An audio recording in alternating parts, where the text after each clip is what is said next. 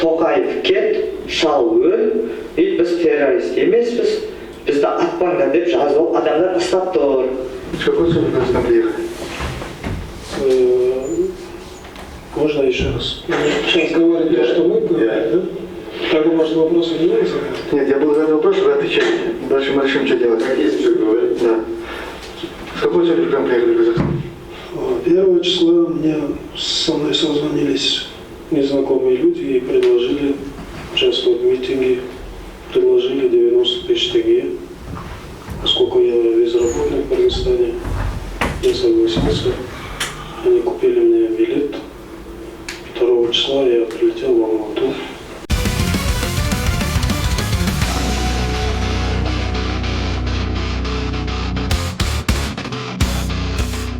Қарасай аудандық сотының 5 желтоқсан өткен процесінде осы іске қатысты ең маңызды деп саналатын бейне жазбалар көрсетілді. Естеріңізде болса, сол қанды қасірет кезінде дүйім жұрттың зәресін алған қалың қару-жарақпен қауіпті террористерді экраннан көрсетіп, күштік құрдымдар елді қандай қауіптен алып қалған мемлекеттік бақ жарыса хабарлаған. 20 000 террорист шабуыл жасады деген президент Тоқаев та олар белгісіз бір шетелден келді деп нақты атын атамай жүргені көршілерден ұят болмасын дегені секілді. Жетісайлық мына баланың айтып тұрғанына қарағанда, оның барлығы Өзбекстан мен Қырғызстаннан келгендер екен. Ал қырғыздың атақты музыкантына 90 000 теңге төлеп, Алматыда террорлық әрекетке қатыстырудың қалай болғанын және осы бейнеде көрсетілген басқа азаматтардың да бет аузынан көріп білуге болады. Айтпақшы, осында көрсетілген террористерден тартып алынған қару туралы осының алдында куә болып келген орман шаруашылығының инспекторы өз қаруын экраннан көріп танып, артынан барып алғанын айтқан болады. Құрметті көрермен, жоғарыда айтылған біраз сөздің тырнақша ішінде екенін айтып отырып, каналға жазылып бейнені бөлісіп, мүмкіндігіңізге қарай қолдау көрсетіп, донат жіберулеріңізді сұраймыз. Мен Жетісайдан келдім. 2 ай болды келгеніме, Магнумда кассада жұмыс істеп жүргенмін. Сөйтіп, кеше 4-не сообщение келді WhatsApp-та. Сонымен Алтын Ордаға жиналыңдар деген. Сөйтіп, группаға келді да, жұмыстың группасына. Сөйтіп, бардым. Сөйтіп, барған едік, сонда митинг басталып кетіпті. Сөйтіп, ол жерден біз адамдар көп екен, оның ішінде көбісі қырғыз бен өзбектер екен. Өйткені олардың тілдері басқа. Сөйтіп, қазақтар да бар. Сөйтіп, олармен қосылып, біз Төлебиге қарай жүріп бастадық. Төлебиге баратқан кезде алдымыздан милиция шығып, біз оларды басып алдық. Сөйтіп, оларды басып алғаннан кейін адамдар олардың мылтықтарын, нелерін бәрін ақ қойды. Оның ішінде бойы ұзын бір жігіт, шитімен дубинкасын алып, Тоқаев кет, шал өл, сондай нәрселер айтып жүріп бастап кетті. Сөйтіп, одан бөлек 2 әйел бар еді, біреуі Томпақтан келген. Ол да шал кет деп айқайлап жүрді. Біреуі микрофонмен сөйлеп жүрді бір әйел. Ол көк формадағы әйел еді. Сол үшеуі бақырып жүрді. Сөйтіп, оларды біз алып алып, деген қарай площадьқа қарай барды. Площадьқа барған кезде 3 жақтан адамдар жиналды ол площадьқа ше. Ол жерде 20 000-нан астам адам болды да, кімдерге атылып бастады милицияларға. Сөйтіп, милицияларға атылған кезде қазақтар, өзбектер, қырғыздар бар, оның ішінде өзбек, қырғыз көп екен. Сөйтіп, ана не атылып бастады да бізге граната сияқты. Сөйтіп, оған адамдар қарамай кетіп баратқан кезде мен құлаған кезде адамдар үстімді саттап кетті. Сөйтіп, бетімен сүйрен жағып қойдым. Мынау ісіктер тез кетсіндер. Сөйтіп, олар не істеді? Шегініп бастады жаймен деді. Адамдар алдыда нелерін бәрін жақ жерді, әкімшілік бәрін жақ жерді. Жасыңыз нешеде? Жасым 18-де. Егза. Зеленка обработан, мен акиматқа басып кіріспедім. Мен қасында достар еді, кетіп қалды.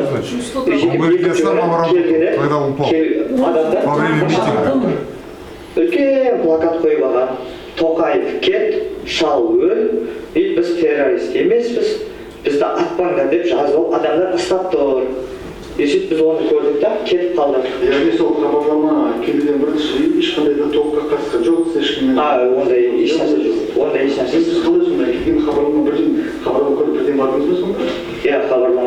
бардыңыз? Бұл қылмыс екенін білмедіңіз ба? Жоқ. Неге білмедіңіз? Енді не болды? Еріп кеттім, еріп адамдарға. Көрдіңіз ғой, полиция қызметкерлеріне шабуыл жасалды. Бұдан да сескенген жоқсыз ба? Мен ол ойладым да қазақтар жасады. Сөйтсем өзбек қырғыз көп екен оның ішінде. Таныстарыңыз болды ма? Танысым бір бала болды, ерке бала дейді. Сосын сіз қалай соғдыңыз? Сөйтіп мен кеше жетісайға кетіп тұрдым, не дейсің? Жетісайға. Сол жерде тұрасыз ба? Сол жерде тұрасыз ба жетісайда? Иә, жетісайда. 2 ай бұрын келдім, оған дейін қайда болдым? Жетісайда тұрдым. Короче, 2 ай бұрын Алматыға келдім, 1 ай Шахристанда тұрдым. Алматыдағы. Шахристанда жүрген кезде мен неде базарда киімдер саттым. Айлыққа, 100 мыңға. Мен сөйтіп ол азды қылды да, мен Вильнюс деген неге кірдім компанияға, бизнес орталығына. Ол вагонның кассасына мені отырғызып қойды, күніне 8 мың теңге әртіштіріп берді болды. Сол шыққан машина берген жоқ. Скажите, пожалуйста, все это. Нет, ну, Ақшада еш нәрсе берген жоқ. просили. Жолыма 8 Захонова ездили? А, Бардым. поставил Захонова. 3 жақтан атты. Шахристанда. Айцеров трудно. Экран. Так, назад. Шыққан сол алаңда бардым. Байқадым. Иә, алаңда. Оның алдында болды. Оның алдында байқамадым. Короче, мен мына байқадым. Короче, артист сондай еді. Иә. Жақсы. Зовут как? Викрам. С какой целью вы там приехали? Можно еще раз? Сейчас говорить то, что мы говорим, да? Так, может, вопросы не есть? Нет, я буду задать вопрос, вы отвечаете. Дальше мы решим, что делать. Как есть что говорить? Да. С какой целью вы к нам приехали в Казахстан? 1 числа со мной созвонились незнакомые люди и предложили участвовать в митинге, предложили 90 тысяч тенге. Поскольку я безработный в Кыргызстане, я согласился. Они купили мне билет. 2 числа я прилетел в Алмату, и меня отвезли на квартиру, где были также граждане Таджикистана, Узбекистана. Но я не понимал, о чем они говорят. Когда митинг начался, я испугался, вернулся в квартиру, переночевал. А на следующий день решил поехать домой, и меня задержали в селе Самса, военные. Сколько человек было, когда вы приехали вот в квартиру, там, для базу какой-то? Сколько? Много, мало? Много было. 10-15, сколько? Ну, может быть, человек около 10. А расчет как сам? Сразу рассчитались или как? Сразу рассчитались. А дорогу вам оплатили? Мне купили билет, я вам говорил же, На поезд, на самолет? на самолет. Расскажите, пожалуйста, какие-то имена, фамилии слышали? Кто координировал эти действия? Что вообще происходило? Как вам объясняли, как вы будете действовать? Я этих людей не видел и с ними не знаком был. Поэтому я не владею этой информацией.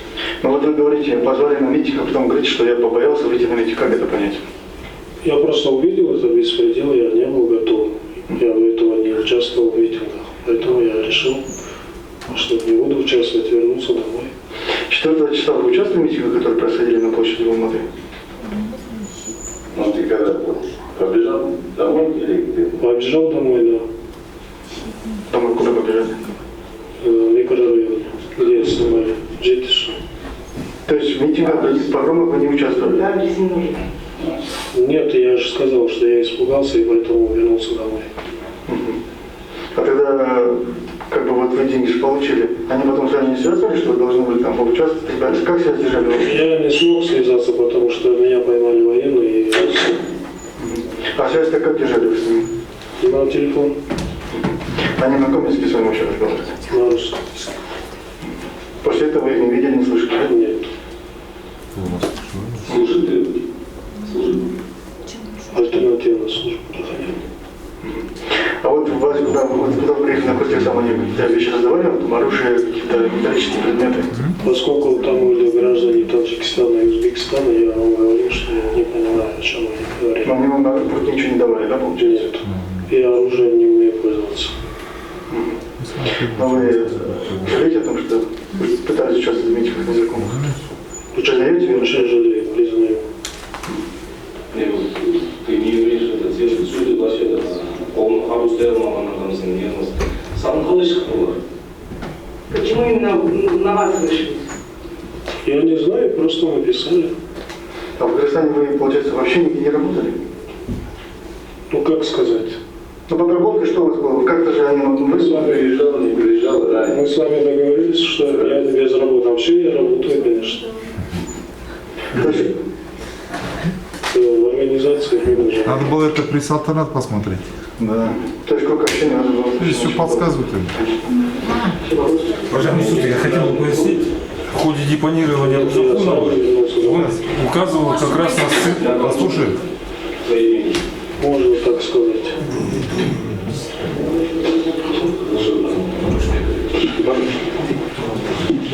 Зовут как? Викрам. Викрам. С какой целью в Казахстан приехали? так по-новому что ли? Нет, Можно еще раз? Сейчас говорите, что вы, да? это не Как у вас вопросы есть? Нет, я был задать вопрос, вы отвечаете. Дальше мы решим, что делать. Да. С какой целью к нам приехали? Слушай, ты же сам. Все, Первого числа дня останови. Уважаемый суд, вот на депонировании Рузахунов прям показал, да, говорит, меня этому всему учил сценарист какой-то, но этого сценариста найти не могли. И вот сейчас, как Салтанат Азербек тоже говорил, и спецпрокурор тоже спрашивает про этого сценариста. Потому что про этого сценариста орган следствия у всех пытался установить, кто это срежиссировал вот этот ролик. Потому что так он и не установлен, этот сценарист. Там же явно видно, кто-то ему подсказывает. Не, вот этот сценарист, и Рузахунов, он и говорил, там был сценарист, ему чуть ли не книжку дали, сценарист, но его не установили. И Рузахунов, опять же, вот как раз дает кабинеты, вот обратите внимание, с решетками. Если в здание СПА проехать, то вот эти кабинеты с решетками, они находятся в дальние помещения от той большой комнаты. Это сейчас будет видно, когда Якупову посмотрим. Так, хорошо. Дальше что там есть? Все, да, только интервью, наверное, да? А сейчас Я не без работы. Вообще я работаю. Беспорядок не был, не грабили. Больницу, это, я операцию врачам не чаю, книжки. до коровы взлома зашли, взлом. Это, я отбою, чтобы никто не боялся. Осы да Шымкенттің жинауы. Құрметті көрермен, мемлекеттен тендер, басқа ұйымдардан грант алмайтын тәуелсіз бақ тек өздеріңіздің қолдауларыңызға мұқтаж. Қазақ Таймс арнасына көмектескіңіз келсе, төмендегі нөмірді ұсынамыз.